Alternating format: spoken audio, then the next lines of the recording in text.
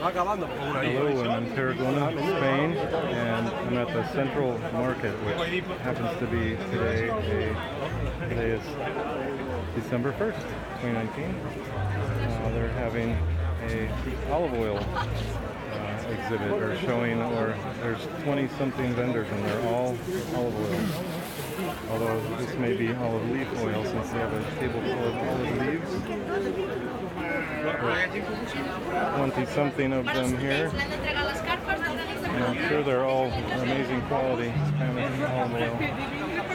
They have a Denomination of Origin certifications, and everybody is sampling and tasting.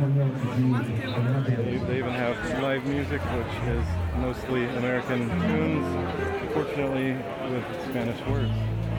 But it's a really gorgeous city, and it's the second city that Rome founded after Rome, or the first city in this area that they founded.